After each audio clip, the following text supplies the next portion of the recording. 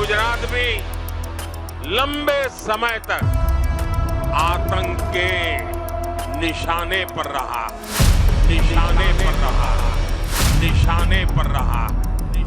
आतंक को नहीं, मोदी को टारगेट करने में लगी रही, मोदी को टारगेट करने में लगी रही, मोदी को टारगेट करने में लगी रही।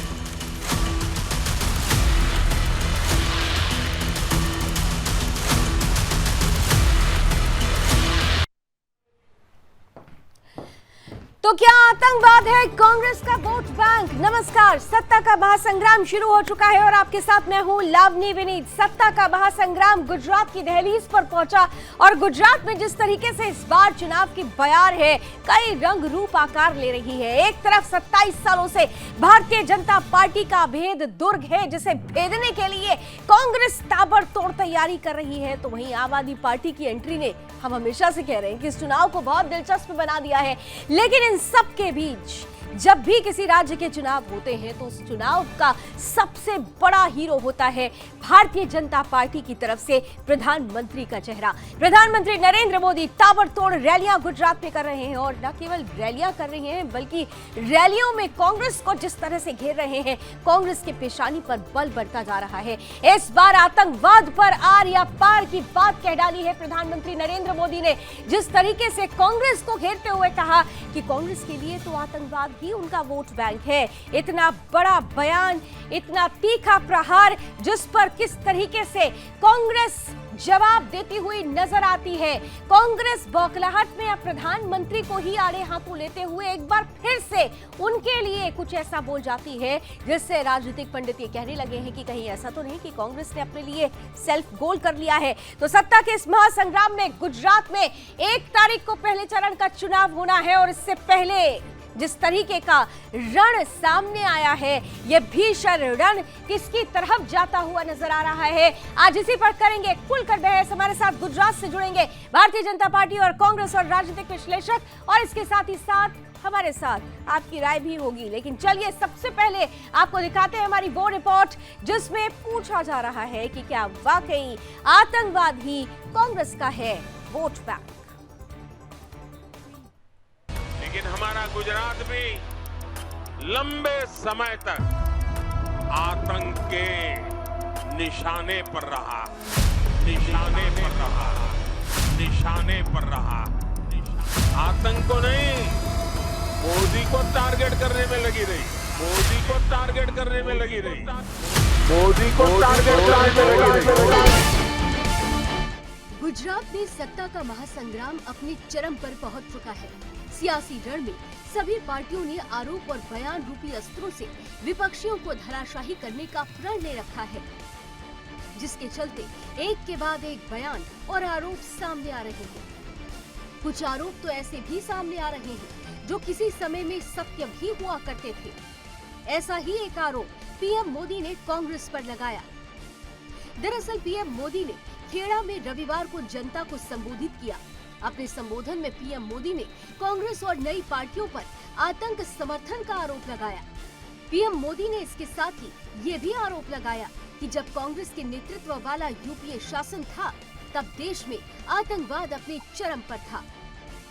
जनसभा को संबोधित करते हुए प्रधानमंत्री नरेंद्र मोदी ने कहा कि बाटला हाउस मुठभेड़ के दौरान कांग्रेस के नेता आतंकवादियों के समर्थन में रोए भी थे। कांग्रेस के लिए आतंकवाद एक वोट बैंक की तरह है। वहीं कांग्रेस अध्यक्ष मल्लिकार्जुन खड़गे ने भी बीजेपी पर जमकर निशाना साधा। खड़गे ने कहा कि इस बार गुजरात में फैसला कांग्रेस के पक्ष में है। बीजेपी के कुछ राष्ट्रीय नेता वर्ल्ड घूमकर जनता में भड़काऊ भाषण दे रहे हैं, क्योंकि वो घबराए हुए हैं कि कांग्रेस सत्ता में वापस आने वाली है। दरअसल गुजरात में विधानसभा चुनाव 1 दिसंबर और 5 दिसंबर को होना है। वहीं वोटों की गिनती 8 दिसंबर को होगी। इस बीच चुनावी मैदान में बीजेपी और कांग्रेस के अलावा आम आदमी पार्टी भी है। अब देखना ये होगा कि इस बार चुनाव में गुजरात की जनता किसको ठेंगा दिखाएगी और किसको सत्ता के सिंहासन पर बैठाएगी। Bureau report, Sudarshan news. हम कहते रहे कि आतंक को टारगेट करो, लेकिन कांग्रेस की सरकार आतंक को नहीं, मोदी को टारगेट करने में लगी रही। जब बाटला हाउस एनकाउंटर हुआ तो कांग्रेस के नेता आतंकियों के समर्थन में रोने लगे, रोने। कांग्रेस आतंकवाद को भी वोट बैंक की नजर से देखती है। हमारा गुजरात भी लंबे समय तक आतंक के निशाने पर रहा है।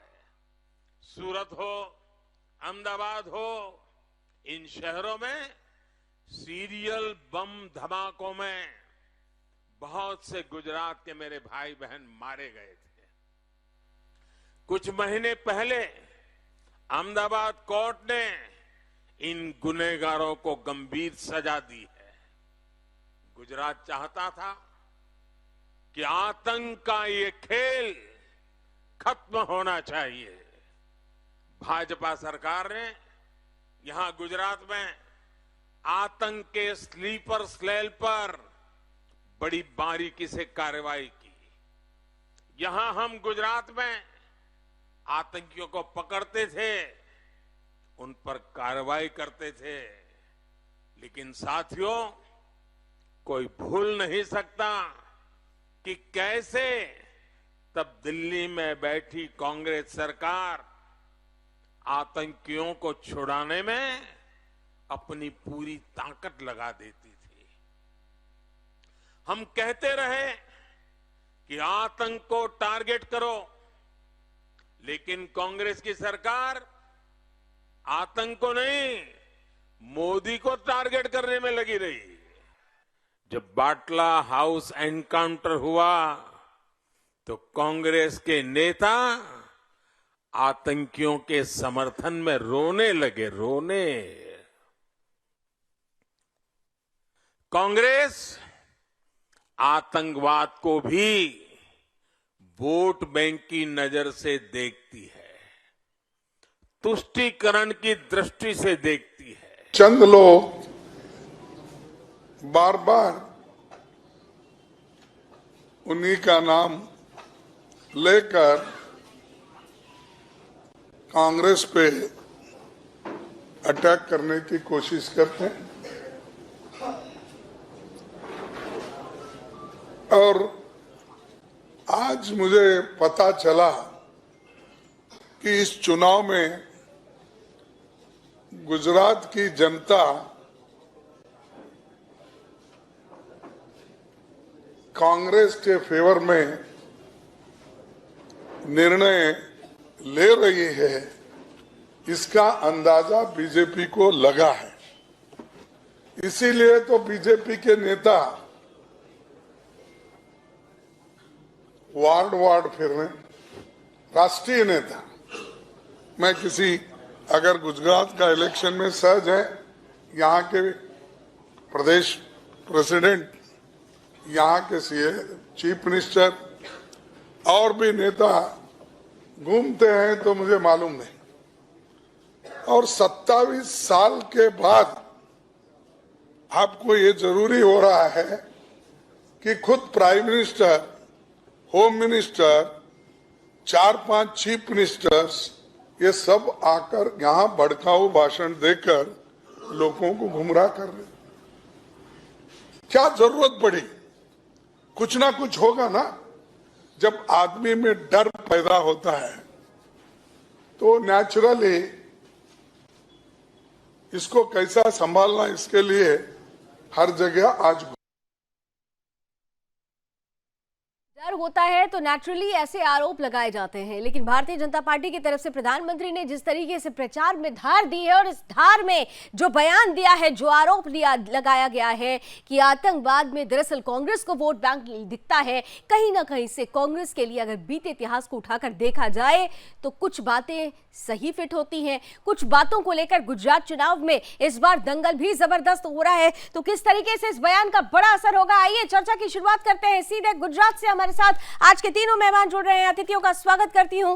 भारतीय जनता पार्टी का पक्ष रखने के लिए हमारे साथ जुड़ चुके हैं स्नेहल जोशी जी, बहुत बहुत स्वागत। हमारे साथ कांग्रेस का पक्ष रखने के लिए इस वक्त जुड़ चुके हैं शशि दुबे जी, बहुत बहुत स्वागत। और साथ ही साथ जाने माने राजनीतिक विश्लेषक और गुजरात की राजनीति को बहुत गहनता से समझाने वाले जिगर दोशी साहब भी हमारे साथ जुड़ चुके हैं। आपका भी जिगर जी बहुत बहुत स्वागत है। स्नेहल, आपके साथ ही शुरुआत कर रही हूं क्योंकि ये जो मास्टर स्ट्रोक है कि अब की बार आतंकवाद पर ही आर पार, और कांग्रेस को जिस तरीके से बड़ा आरोप प्रधानमंत्री की तरफ से भी अब लगाया गया, और आतंकवाद को लेकर पहले भी हेमंत बिस्वा शर्मा की अगर बात की जाए या योगी आदित्यनाथ की, यानी स्टार प्रचारकों की जो फहरिस्त आप लोगों के यहाँ पहुंची हुई है भारतीय जनता पार्टी की तरफ से, उस लिस्ट में जितने भी नाम हैं उन्होंने कांग्रेस को आतंकवाद को लेकर घेरने का बड़ा प्रयास किया है। ऐसे में क्या आपको लगता है कि इस बयान का कोई बड़ा असर होगा चुनाव में, क्योंकि अब तो महज एक दिन का ही वक्त रह गया है पहले चरण के चुनाव में? स्नेहल जी, आतंकवाद का सवाल है तो कई वर्षों से आतंकवाद के खिलाफ लड़ने का जो काम है वो भारतीय जनता पार्टी की सरकार के प्रमुख एजेंडा पे रहा है। ये कोई चुनावी एजेंडा नहीं है, पर इनके नेता सलमान खुर्शीद जी ने 2012 में उन्होंने उत्तर प्रदेश के आजमगढ़ में एक चुनाव की रैली में कहा था कि उन्होंने जब फोटोग्राफ्स दिखाए आतंकवादियों के मृतदेह के, तो उनकी जो अध्यक्ष है वो रोई थी और वो सो नहीं पाई। जी एक चीज थोड़ा क्लियर कीजिए, बात आगे आप जारी रखिएगा, लेकिन आपने कहा कि ये कोई मुद्दा नहीं है। अगर ये मुद्दा नहीं है तो फिर ऐसी बातों को लाने की जरूरत क्यों पड़ी? देखिए, चुनाव के वक्त जब भी कोई नेता अपने लोगों से संवाद करने आता है, तो जो विरोधी दल है, जो देश के विरोध में काम करते हैं, जो आतंकवादियों के समर्थन में आंसू बहाते हैं, उसके बारे में बात करना मैं समझता हूं बहुत ही आवश्यक चीज है। लोगों को भी पता चलना चाहिए कि अब जब परिस्थितियां तंग होती है किसी देश के साथ, तो उनके राहुल गांधी का उनके एम्बेसडर से जाके मिलना एक बात, दूसरी बात जब सर्जिकल स्ट्राइक होती है तब उस पर प्रश्न उठाना, तीसरी बात ये बाटला हाउस एनकाउंटर की जब बात हम करें तो ये घटना के पीछे बहुत सारे कांग्रेस और उनके समर्थक दलों ने कहा था कि ये फेक है, इसकी इंक्वायरी कराइए। तो इस प्रकार की जो घिनौनी बातें हैं कि जो देश के हित में नहीं है, तो स्वाभाविक है कि चुनाव के वक्त जब हमारे नेता लोगों के बीच में जाएंगे तो ये बात रखेंगे। पर हम ऐसा कहना चाहते हैं, लेकिन कांग्रेस ये आरोप लगा रही है, कांग्रेस ये आरोप लगा रही है कि चुनाव में उतरिए, निश्चित रूप से आप ऐसी बातें कर सकते हैं, आपकी पार्टी के प्रचार का एक तरीका है, लेकिन चुनाव में उतरते समय बेसिक्स पर बात होनी चाहिए। आरोप कांग्रेस की तरफ से ये लगाया जा रहा है। दरअसल आपके पास विकास को आपने सिर्फ मुद्दों की, विकास के मुद्दों की बात नहीं है, इसलिए आप मुद्दे को भटकाने का प्रयास कर रहे हैं। ये आरोप कांग्रेस की तरफ से लग रहा है। नहीं, कांग्रेस जो अभी बोल रही है, खुद गुजरात को उन्होंने रायट्स का हब बना दिया था। मुझे याद है कि मैं जब बचपन में कोई मेरा जो रिलेटिव है वो पूछ के आते थे कि भाई साहब अहमदाबाद में कर्फ्यू है कि नहीं है, मेरी बेटी की शादी है, मैं खरीदी करने आ सकता हूँ या आ सकती हूँ। इस प्रकार की परिस्थिति जब कांग्रेस के शासन में थी, उन्होंने जो असामाजिक तत्व है उनको पालन पोष के बड़ा किया था। ठीक है शशि जी, प्रकार की जो हिंसा है उसका कभी सामना नहीं किया। शशि जी, उन्होंने 25 सालों में युवाओं ने कर्फ्यू नहीं देखा, लेकिन आपके राज में बहुत कर्फ्यू देखा गया। और शशि भी, स्नेहल जी भी ये कह रहे हैं कि वो भी जब छोटे थे तो पूछ के जाना पड़ता था कि कर्फ्यू है या नहीं है। शशि दुबे जी, इन्होंने कर्फ्यू नहीं। हाँ जी, मैं सबसे पहले मैं आप सभी को सादर नमस्कार करता हूँ। नमस्कार। और मेरे मित्र भारतीय जनता पार्टी के प्रवक्ता श्री को भी मेरा नमस्कार है। मैं आपको एक बात बताना चाहता हूँ, आपने बचपन से लेकर आज तक गुजरात में कर्फ्यू नहीं देखा, ठीक है। मैं आपको यह बताना चाहता हूँ कि ये बताइए कहाँ शांति है। हमेशा भारतीय जनता पार्टी धर्म के नाम पे, मजहब के नाम पे, हिंदुत्ववाद के नाम पे, मंदिर के नाम पे, मस्जिद के नाम पे हमेशा एक दूसरे को लड़ाती है। और लड़ाने के बाद आप कहते हैं कि हमने कर्फ्यू देखा ही नहीं है। अरे 70 वर्षों तक जब कांग्रेस की सरकार चलाई, जब हमारी सत्ता थी, तो आप बताते हैं कि हमारे शशि जी एक बात बता दीजिए, फिर आप लोग को आमने सामने करूंगी। आप कहते हैं कि भारतीय जनता पार्टी धर्म की बात करती है, लेकिन सबसे ज्यादा धर्म और मजहब की बात तो आप लोग करते हुए नजर आते हैं। चंदन ठाकुर ये कहते हैं कि भाई मुसलमान की जरूरत है, आपके इंद्रजीत परमार कहते हैं कि हिंदू इलाके में नहीं मुस्लिम इलाके में दवाखाना खुलेगा।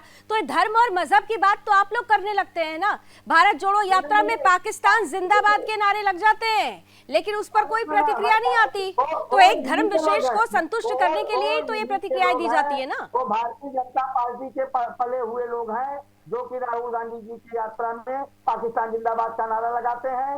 ऐसा कोई बात नहीं। और कांग्रेस ने ये नहीं कभी सिखाया किसी अपने कार्यकर्ता को या पार्टी ने देश के लोगों को ये नहीं सिखाया कि बंटवारा करो, लड़ाई करो, एक दूसरे अरे भाई साहब, आपके प्रधानमंत्री ने कहा था कि अनुकरण करें। आज वो देश में चल रहा है। आप बताइए, जब हम आप बात करते हैं कि विकास के मुद्दे की, जब हम लोग कहते हैं अपने विरोध पक्ष में होने का मेरा फर्ज होता है कि हमेशा विकास के मुद्दे की बात करें, तो विकास मुद्दे पे आप ध्यान भटकाने के लिए हिंदू मुसलमान की बात कर,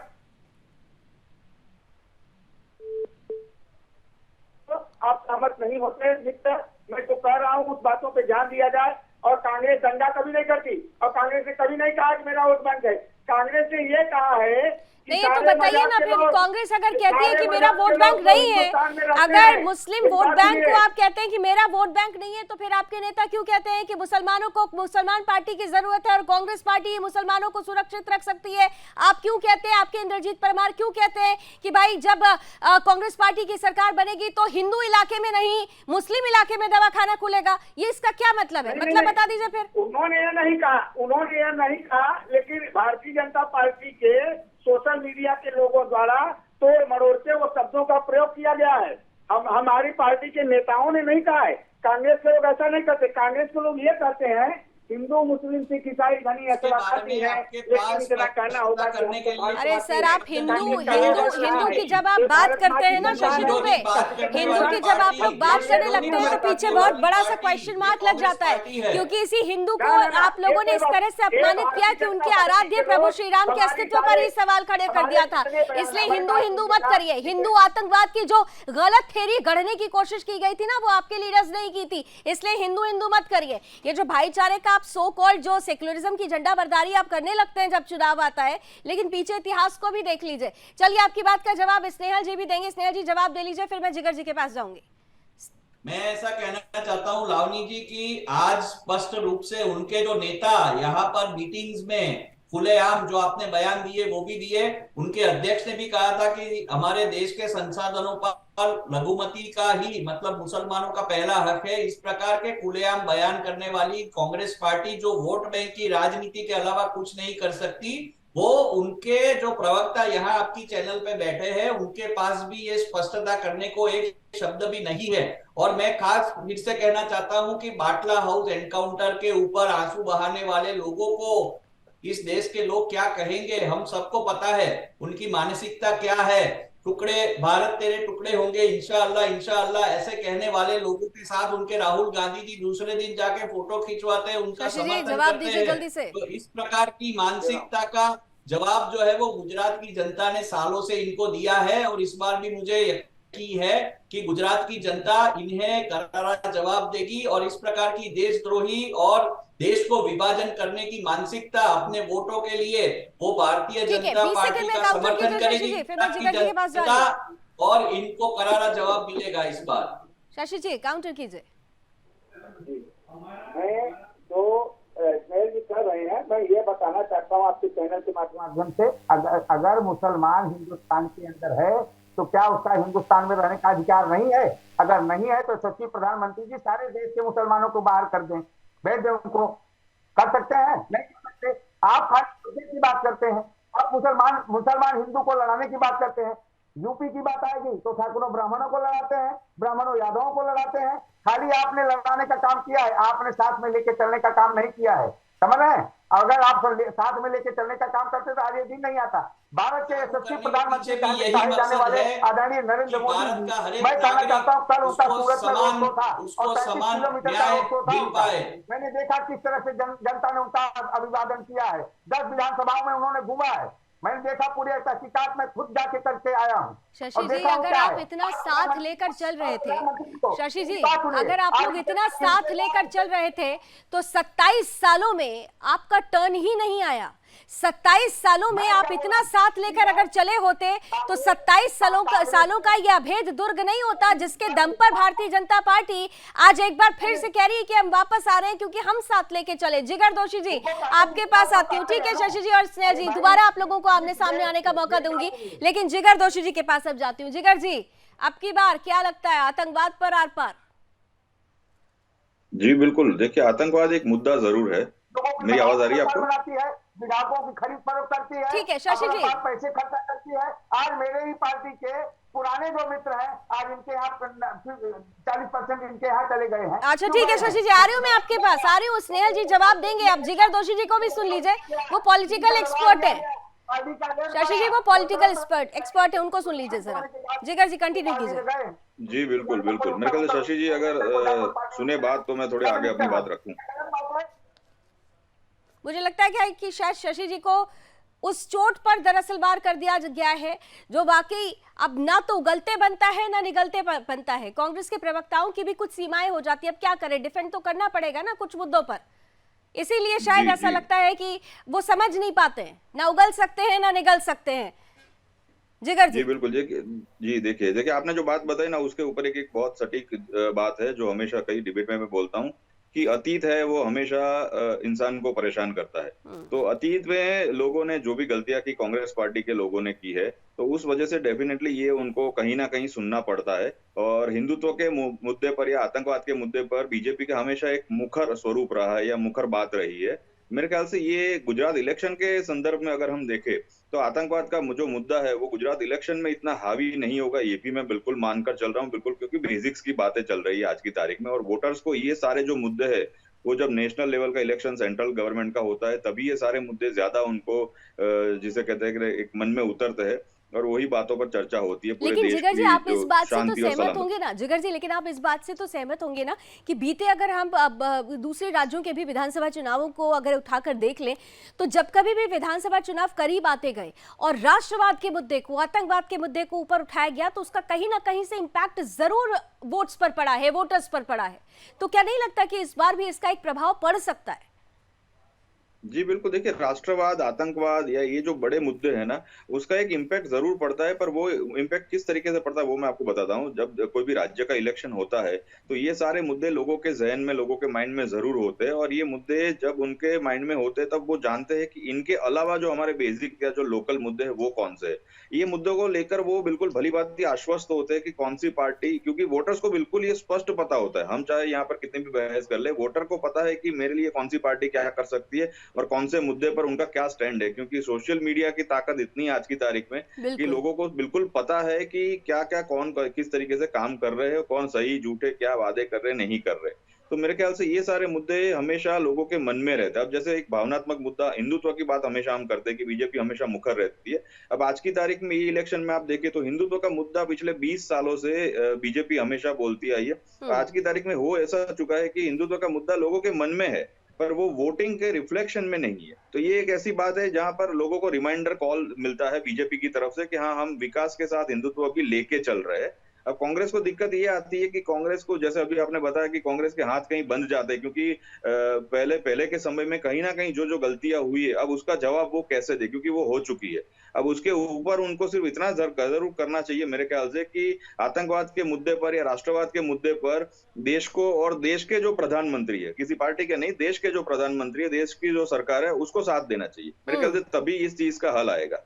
बिल्कुल शशि जी, महत्वपूर्ण यह हो जाता है कि जब आतंकवाद की बात होती है तो आपको देश का साथ, देश के प्रधानमंत्री का साथ, देश की सरकार का साथ देना चाहिए, क्योंकि आतंकवाद तो राष्ट्रीय मुद्दा हो जाता है, राष्ट्र की सुरक्षा से जुड़ा हुआ होता है। लेकिन ऐसे समय में भी आप लोग प्रधानमंत्री के अगेंस्ट कुछ ऐसे शब्द बोल देते हैं, कभी उनकी जाति को लेकर, कभी उनको औकात की बात कह के, कभी मौत का सौदागर कह के, बहुत सारी ऐसी बातें, ऐसे शब्दों का इस्तेमाल हो जाता है। अभी तो मल्लिकार्जुन खड़गे साहब ने भी कुछ ऐसा कह दिया है कि कहीं ऐसा तो बार बार देखने को मिला है कि ऐसे बयान आप लोगों के लिए खुद के लिए सेल्फ गोल हो जाते हैं और इसका खामियाजा आप लोगों ने बीते चुनावों में देखा हुआ है। शशि जी ऐसा नहीं है। जब राष्ट्र की बात आती है, जब राष्ट्र के मुद्दे की बात आती है तो कांग्रेस हमेशा रही है इनके साथ। कहा रही है सर्जिकल स्ट्राइक पर आप लोगों ने सवाल उठाया, आप लोगों ने मौका दिया, वो आज इसी बात को तो कह रहे हैं। सर्जिकल स्ट्राइक जो हुआ वो गलत ढंग से हुआ है। मैं आपसे एक बात करना चाहता हूँ, आपके चैनल कौन के से माध्यम गलत ढंग से हुआ है? दुनिया को बताना चाहता हूं क्या गलत ढंग से हुआ है? फिर आप बैठ के कुछ ऐसा कह रहे हैं, आप ही लोगों को खामियाजा होगा। सोच समझकर बोलिए, आप नेशनल मीडिया पर है। सर्जिकल स्ट्राइक गलत तरीके से हुआ है। देश की सेना ने जो इतना बड़ा हमला किया, जो इतना बड़ा पाकिस्तान को एक घाव दिया है, आज तक वो उस घाव का नासूर सह रहे हैं, आप उस पर सवाल खड़ा कर रहे हैं। फिर आप फिर कुछ ऐसा बोल रहे हैं जिससे आप लोगों को नुकसान हो सकता है। नहीं, मैं ऐसा नहीं बोला। आप मेरी बात सुनिए। बोलिए। सर्जिकल स्ट्राइक हुआ, मैं मानता हूँ कि हम 4 लोग एक जगह बैठे हैं, बराबर है, और 4 लोग अगर बैठे हैं, सर्जिकल स्ट्राइक होता है। सर्जिकल स्ट्राइक हुआ तो हमारे नेताओं ने इसका विरोध नहीं किया है। कांग्रेस नेताओं का विरोध किया। विरोध तब किया, इनके विचारधारा से कांग्रेस का विरोध है। देश के साथ हमेशा कांग्रेस ने तो ऐसा विरोध किया था, अभी स्नेहल जी भी बताएंगे। कांग्रेस ने तो ऐसा विरोध किया था कि सेना प्रमुख को ही गली का गुंडा कह दिया था। पाकिस्तान की मीडिया में बैठकर किस तरीके से देश की सरकार को गिराने की बात कही गई थी। सर, इतिहास के पन्ने मत पलटवाइए, क्योंकि इतिहास के पन्नों की वजह से ही आज आप लोगों की ये दुर्दशा है। 27 सालों से कांग्रेस वापस नहीं आ पाई है। स्नेहल जी और शशि जी को आमने सामने लेकर आइए। वो पूरे राज्य में 3 ही मीटिंग करता है। प्रधानमंत्री की बड़ी गरिमा होती है। ये तो प्रधानमंत्री है, प्रधानमंत्री थोड़ी है। कांग्रेस पार्टी का जो काम है, अपने बयान से मुकर जाना, अपनी बातों को गलत तरीके से प्रस्तुत करना, जनता के सामने झूठी बातें फैलाना, यात्रा के नाम पे, ये नहीं करना चाहिए। और आज ये यात्रा के नाम पे उनके राहुल गांधी का गुजरात में ना आना, ये सभी चीजें बताती है शशि जी सुन लीजिए आपकी बात का जवाब स्नेहल जी दे रहे हैं। स्नेहल जी जरा सुनकर दीजिए जवाब, सुन लीजिए, क्योंकि शशि जी का तो बिल्कुल रिकॉर्डर शुरू हो जा रहा है तो बंद ही नहीं हो रहा है। वो बड़े आरोप लगा रहे हैं कि आप लोग समझ नहीं पा रहे कि कांग्रेस क्या कहना चाह रही है। आप दीजिए जवाब स्नेहल जी। देखिए, कांग्रेस को समझना ना समझना वो दूसरी बात है, क्योंकि कांग्रेस पार्टी खुद अपने आप को नहीं समझ पा रही है। लावली जी, आज आप देखिए कि उनके अध्यक्ष यहाँ नहीं है, उनके जो कोई नेता आज गुजरात में फील्ड पर नहीं है, वो लोग कहाँ है जनता को पता नहीं है। और ये शशि जी टीवी में आके नेशनल मीडिया पर सर्जिकल स्ट्राइक कैसे होती है, लगता है उसके पार्ट भी है, अभी आगे जाके सिखा देंगे हमको कि इस प्रकार से करनी चाहिए। आपको सीखना पड़ेगा। तो कहना चाहता हूँ कि जब देश की बात आती है, तो आप सेना प्रमुख को गली का गुंडा कहते हैं, आप सेना के प्रमुख के भी कोई मान मर्यादा आपको विचार करना चाहिए। हमेशा आप लोगों ने झूठ बोला। प्रिंट मीडिया, सोशल मीडिया का आपने साथ लिया। प्रिंट मीडिया, सोशल मीडिया पे आप झूठ बोलने का बोलते हैं। आपने कभी सही काम नहीं किया। आप बताइए, नौजवानों आज कांच पैदा हुए, किसने पैदा किया? उसके ऊपर भी कौन किया? आपने किया, भारतीय जनता पार्टी की सरकार ने किया। नौजवानों को आज मजबूर बीजेपी की सरकार ने किया है। अभी आप बातें करते हैं, काम नहीं करते। करनी और करनी में बड़ा फर्क होता है। स्नेहल जी, मैं आपसे कह रहा हूँ, इससे विचार किए गए मेरी बातों पे कि वो सुनते नहीं है किसी का। लावनी जी, आपने देखा इस प्रकार से जनता का भी को कभी वो सुनते नहीं है, बस अपनी ही बात कहे जाते हैं, अपनी ही बात कहे जाते हैं। तो इस प्रकार की जो मानसिकता है, देश विरोधी मानसिकता, कि आतंकवादियों की मौत पे आंसू बहाने वाली पार्टी, भारत तेरे टुकड़े होंगे इंशाअल्लाह इंशाअल्लाह कहने वालों का समर्थन करने वाली पार्टी, ये पार्टी को जनता कभी स्वीकारेगी नहीं। स्नेहल जी, शशि जी आपकी बात का जवाब दें, लेकिन उससे पहले शायद शशि जी से हमारा शायद वो डिस्कनेक्ट हो गए। चलिए, दिख रहे हैं शशि जी, जवाब आपसे लूंगी, लेकिन जरा मैं स्नेहल जी से भी एक बड़ा महत्वपूर्ण प्रश्न पूछना चाहती हूँ। स्नेहल जी, बार बार ये कांग्रेस की तरफ से कहा जा रहा है कि आप, एक तो आरोप लग रहा है कि भाई आप लोग मुद्दे को भटका रहे हैं, आप लोग इतनी देर से एक दूसरे पर आरोप प्रत्यारोप कर ही रहे हैं, लेकिन दूसरा कहा जाता है कांग्रेस की तरफ से कि अगर आप अपनी जीत को लेकर इतना आश्वस्त थे, तो फिर पूरी की पूरी केंद्रीय टीम को आपने गुजरात में क्यों उतार दिया? अगर आप लोगों ने इतना ही काम किया था तो आप लोगों को बार बार सीएम फेस क्यों बदलना पड़ गया? अगर आप लोगों ने इतना ही काम किया था तो फिर वहीं के फेसेस के साथ आप चुनावी रण में उतरते, केंद्र को पूरा उठाकर गुजरात में क्यों लेकर आए?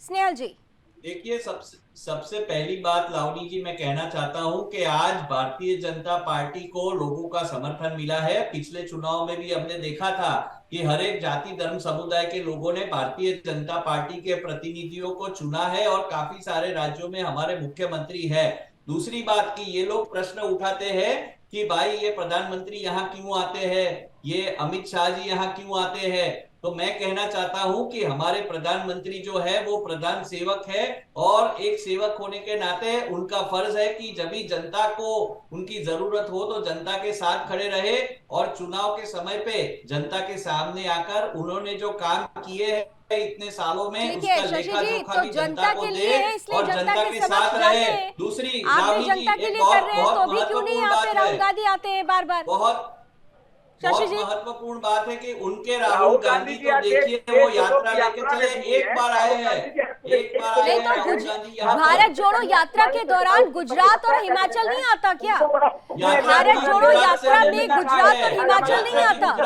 गुजरात के लिए उन्होंने गुजरात के लिए समय निकाल लिया, थोड़ा सा ब्रेक लिया, हिमाचल तो वो गए भी नहीं। तो भारत जोड़ो यात्रा में क्या गुजरात और हिमाचल नहीं आता? हिमाचल हम नहीं गए हैं, राहुल जी नहीं गए, हमको जाने की जरूरत नहीं। हमारा हर कार्यकर्ता राहुल गांधी है, हर कार्यकर्ता अपने राहुल गांधी के मूवमेंट पे चुनाव लड़ता है। नहीं तो फिर ठीक है तो फिर आप ये आरोप क्यों लगाते हैं? आप कहते हैं कि आपका हर कार्यकर्ता राहुल गांधी है, आपका हर कार्यकर्ता राहुल गांधी है, तो फिर आप भारतीय जनता पार्टी अगर अपनी प्रचार का एक कार्यक्रम तैयार करती है तो फिर आपको इस पर सवाल नहीं पूछना चाहिए कि आप क्यों केंद्र के पूरे लोग यहाँ गुजरात आ गए? भारतीय जनता पार्टी हमसे खुद सवाल करती है, और भारतीय जनता पार्टी ने हमेशा हमारा अनुकरण किया है, कांग्रेस का अनुकरण करती है। कांग्रेस का अनुकरण करती है। इन्होंने मल्लिकार्जुन खड़गे जी ने क्या कहा इनको नहीं पता, इनको पूछिए कि इनके अध्यक्ष यहाँ पर आकर क्या बोलते गए हैं। मेरे भाई को नहीं पता कि इन्होंने क्या स्टेटमेंट दिया है। आप कुछ प्रश्न पूछ रही है और ये कंप्लीटली अलग बात कर रहे हैं राहुल जी। एक बार जरा उनको बताइए, एक क्लिप बताइए कि उनके प्रदेश उनके जो राष्ट्रीय अध्यक्ष है वो गुजरात में आकर क्या बयान दे के गए हैं।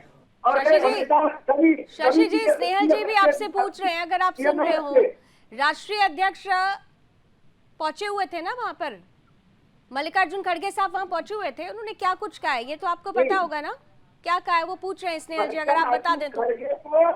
यहाँ के लोगों के भावनाओं को कद्र करते हुए उन्हें आना पड़ा। उन्होंने भावनाओं की कद्र करते हुए तो प्रधानमंत्री नरेंद्र मोदी की जाति की बात कर दी, और उन्होंने जिस तरीके की बातें कही है वो बेहद शर्मनाक है। इसके अलावा वो तो ये भी आरोप लगा रहे हैं कि वार्ड जाकर भड़काऊ भाषण दिए जा रहे हैं। वो देख रहे हैं वार्ड में तो भड़काऊ भाषण चंदन ठाकुर देते हुए नजर आते हैं। उन्होंने उनका दर्द भी बयां किया कि मेरी तो कोई चाय नहीं पीता, कांग्रेस में कोई मेरी चाय नहीं पीता, उस प्रकार के भी स्टेटमेंट, उनका जो दर्द है वो भी उन्होंने बयां किया कि मेरी उनकी जाति की बात करने की क्या जरूरत थी, किसी की जाति की बात करने की क्या जरूरत थी। यही कांग्रेस की मानसिकता दिखाता है कि जातिवाद के नाम पर भारत देश को बांटकर लोगों के पास वोट लेकर उनकी सत्ता चलाना, उनके परिवार की तिजोरियां भरना और देश के स्नेहल जी एक सेकंड, शशि जी कह रहे हैं कि खड़गे जी ऐसी बात कर ही नहीं सकते, खड़गे जी ऐसी बात बोल ही नहीं सकते, जबकि सार्वजनिक मंच पर वो ऐसी बात बोल रहे हैं। शशि जी हमने तो अपनी रिपोर्ट में वो बयान भी आपको दिखाया है, अगर आपने नहीं सुना तो बोलिए, दोबारा सुनवा देती हूँ। मीडिया में बैठे हैं, इनका काम है कोट मरोड़ के, हमारे हर नेताओं के प्रोग्राम को कोट मरोड़ करके किया जाता है जनता के। शशि जी नहीं सुना आपने बयान, जिगरदोशी जी, ये मंच बीजेपी और कांग्रेस को दिया जाएगा तो समय निकलता चला जाएगा, लेकिन आरोप की फहरिस्त नहीं खत्म होगी। लेकिन जिगर जी आपके साथ लास्ट कमेंट ले रही हूँ कि जिस तरीके से मल्लिकार्जुन खड़गे ने एक बार फिर से प्रधानमंत्री नरेंद्र मोदी की जाति को लेकर उन पर जो कटाक्ष किया गया है, जिस तरीके की शब्दों का प्रयोग किया गया, क्या आपको लग रहा है कि कांग्रेस ने सेल्फ गोल कर लिया? जी बिल्कुल, ऐसा कई बार देखा है हमने कि जो कांग्रेस की नेताओं की तरफ से जो बयान आते हैं वो सेल्फ गोल के जैसे ही होते हैं, जैसे हमेशा हर एक चुनाव में हमने देखा है, खासकर गुजरात में तो बहुत ज्यादा ही हमने देखा है। तो मेरे ख्याल से कांग्रेस को इससे बचना चाहिए अगर वो मुकाबले के अंदर बहुत स्पष्ट तरीके से रहना चाहती है। तो बाकी मुझे लग रहा है जहां तक ये कांग्रेस जो मुद्दा उठाती है सर्जिकल स्ट्राइक का, तो दूसरी पार्टियां और खास करके बीजेपी भी कभी ऐसे सवाल नहीं उठाए कि अगर 1971 के युद्ध में क्या हुआ था, उसके बाद क्या हुआ था। मेरे ख्याल से ये राष्ट्रीय राष्ट्रीय पूरा एक मामला है, उसको राष्ट्रीय तौर पे ही सेना का मामला समझ के, बिल्कुल, प्रधानमंत्री का, राष्ट्रीय सरकार का मामलों को, मामला राष्ट्रीय समझ के। सुरक्षा के मामले को एक चश्मे से देखने की जरूरत है। अगर आप वहां पर किसी तरीके का डिस्क्रिमिनेशन करते हैं तो आप देश के साथ आप भेदभाव करते हैं, और जब देश के साथ भेदभाव होता है तो वही होता है जो 27 सालों में हुआ है शशि जी। इसलिए आप लोगों को भी संभल कर अब बयान देने की जरूरत है। चलिए, अब तो एक ही दिन का वक्त रह गया है। एक बार फिर से भारतीय जनता पार्टी और कांग्रेस के प्रतिनिधियों को आगे के लिए शुभकामनाएं। और जिगर जी, थैंक यू सो मच हमारे साथ जुड़ने के लिए। आप तीनों का बहुत बहुत धन्यवाद। कुल मिलाकर सत्ता का महासंग्राम बहुत दिलचस्प होता जा रहा है। गुजरात का ये रण है, रण बड़ा भीषण होने वाला है, क्योंकि गुजरात में जब कभी भी हम बात करते हैं तो हमें 2001 से 2014 का वो कार्यकाल भी याद आ जाता है, जब प्रधानमंत्री नरेंद्र मोदी गुजरात के मुख्यमंत्री हुआ करते थे। और 1 से 14 तक जिस तरह से गुजरात मॉडल दुनिया के सामने रखा गया, आज उसी मॉडल को ही आधार बनाकर एक के बाद एक राज्यों में भारतीय जनता पार्टी परचम लहराती हुई नजर आती है। एक बार फिर से गुजरात में उसी गुजरात मॉडल को नवीनीकृत करके प्रस्तुत करने की कोशिश और उसमें विकास की धारा को समेकित करने की कोशिश भारतीय जनता पार्टी की तरफ से हो रही है। अब ऐसे में इस बार जनता क्या इसे एक्सेप्ट करती है या फिर कोई बदलाव आता है, यह देखना बहुत दिलचस्प होने वाला है। सत्ता का महासंग्राम यूं ही चलता रहेगा। हर रोज 6 बजे शाम को फिर मुलाकात होगी, कुछ नए चेहरों के साथ, कुछ नए मुद्दों के साथ, लेकिन रण गुजरात का ही होगा। सत्ता का महासंग्राम से जुड़े रहिएगा। अभी बस इतना ही। देश और दुनिया की तमाम खबरों के लिए आप देखते रहिए